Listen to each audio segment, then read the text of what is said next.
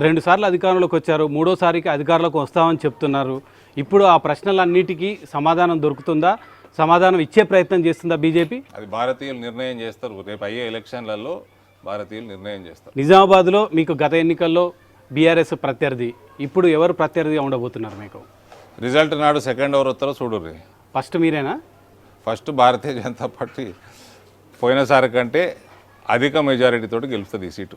కానీ ఈ గత అసెంబ్లీ ఎన్నికలతో కంపేర్ చేస్తే మీరు ఎమ్మెల్యేగా పోటీ చేసి ఓడిపోయారు. ఎట్లా మళ్ళీ గెలుస్తామని? రేవంత్ రెడ్డి కూడా ఓడిపోయాడు. రేవంత్ రెడ్డి అరవింద్ ఒకటేనని కంపేర్ చేసుకుంటున్నారా మీరు? రేవంత్ రెడ్డి కూడా ఓడిపోయిందండి, ఇందిరాగాంధీ కూడా ఓడిపోయింది, పివి నరసింహరావు గారు కూడా ఓడిపోయినారు. మా పార్టీ ఇక్కడ నా పార్లమెంట్లో కాంగ్రెస్కి ఎన్ని వచ్చినాయో బీఆర్ఎస్కి ఎన్ని వచ్చినాయో ఆల్మోస్ట్ అంతా అన్ని ఓట్లు మాకు కూడా వచ్చినాయి. మీరు కొత్తగా పార్టీలో చేరే వాళ్ళని కానీ చేర్చుకున్న వాళ్ళని కానీ అడ్డుకుంటున్నారని మీ పార్టీకి వాళ్ళే కొంతమంది బయట చెప్తున్నారు. బీజేపీ కేంద్ర కార్యాలయానికి వచ్చి కంప్లైంట్ చేస్తున్నారు. ఎట్లా చూడాలి దీన్ని? కొత్త వాళ్ళు జాయిన్ అయిన వాళ్ళకి అందరికీ టికెట్ రావడం జరిగింది.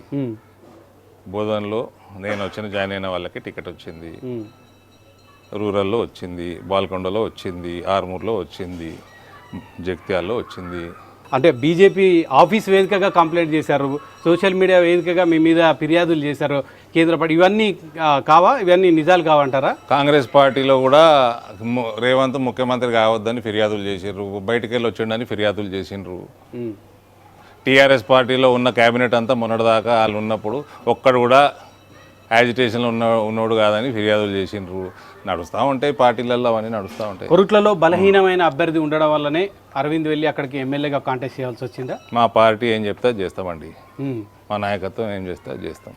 ఇప్పుడు ఏముండబోతుంది? మీరు గత లోక్సభ ఎన్నికల్లో పసుపు బోర్డును ముందుకు తీసుకొచ్చారు. పసుపు బోర్డుకు సంబంధించి 5 ఏళ్ళైనా ప్రధానమంత్రి గారి ప్రకటన తప్ప ఇక్కడ ఏం ఒరగలేదని చెప్తున్నారు జనం. ఇప్పుడు పసుపు బోర్డుకు సంబంధించి మీరు కనీసం ఒక కార్యాలయం ఇక్కడ ఓపెన్ చేయించగలిగారా? 5 సంవత్సరాల కాలంలో మళ్ళీ ఓట్లు అడుగుతున్నారు మీరు.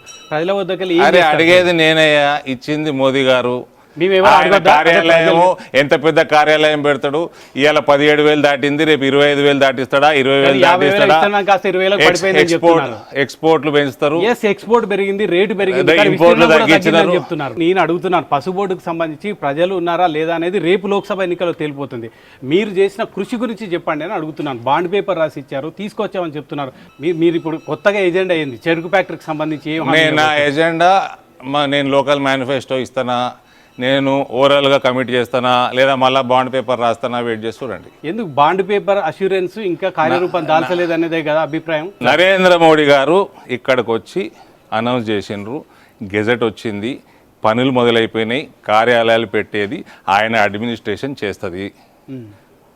ఆయనకి ఏం చేయాలో తెలుసు, పసుపు రైతులకు ఏంది బెటరు, ఇంకా ఫ్యూచర్ ఎంత బలంగా చేసుకోవాలో ఆయనకు తెలుసు, ఆయన అడ్మినిస్ట్రేషన్ తెలుసు. ఇక్కడ స్పైసెస్ బోర్డు కార్యాలయం ఉంది, అది పనిచేసింది 4 ఏళ్ళు, టేక్ ఓవర్ అవుతుంది, వాళ్ళ ప్రక్రియలో అది నడుస్తూ ఉంటుంది. విస్తీర్ణం ఎందుకు తగ్గింది నిజామాబాద్లో? మీరు అంతగా ప్రోత్సహిస్తే స్పైసీ బోర్డు పెట్టారు, పసుపు బోర్డు తీసుకొచ్చారు, ఎందుకు విస్తీర్ణం తగ్గింది? లేబర్ కాస్ట్ ఎందుకు 3 ఇంతలు ఎక్కువ ఉంది మహారాష్ట్ర కంపేర్ అయితే? ఇక్కడ సేంద్రియ ఫర్టిలైజర్లు ఎందుకు రేట్ ఎక్కువ ఉన్నది? ఇక్కడ 1000 రూపాయలు ఎందుకు ఉంది, మహారాష్ట్రలో 300 ఎందుకు ఉంది లేబర్ కాస్ట్? ఇటువంటి పనికిమాలిన పార్టీలు, బీఆర్ఎస్ పార్టీలు, కాంగ్రెస్ పార్టీలు రాజ్యం వెళ్ళినందుకే కదా ఈ రాష్ట్రంలో. గల్ఫ్ వాళ్ళు అసలు వీళ్ళు పెంచినందుకే కదా. వ్యవసాయం మీద పట్టించుకోకనే